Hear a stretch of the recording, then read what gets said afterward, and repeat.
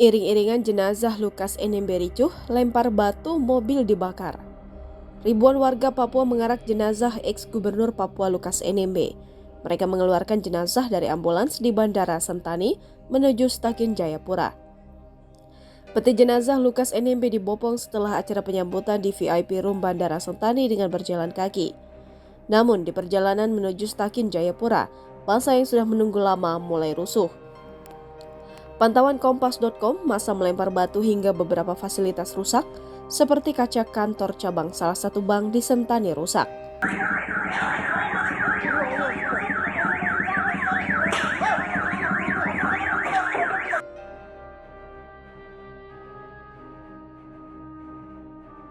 Selain itu, ada aparat yang terluka terkena lemparan batu.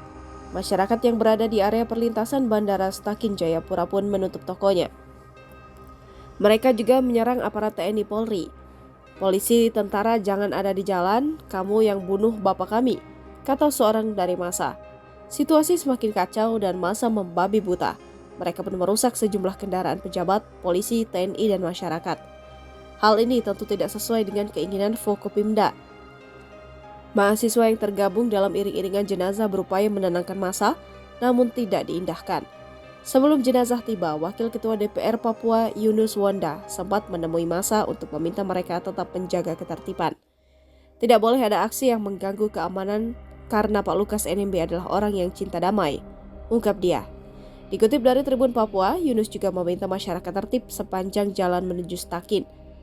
Masyarakat diimbau tidak membuat kerusuhan demi menghormati Lukas NMB.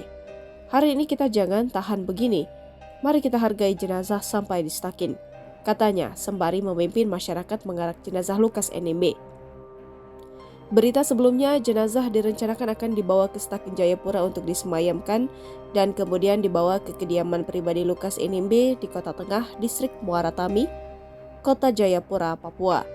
Untuk mengamankan prosesi pemakaman Lukas NMB, TNI Polri menurunkan 2.000 aparat gabungan, 500 personil di Kabupaten Jayapura dan 1.500 di Kota Jayapura.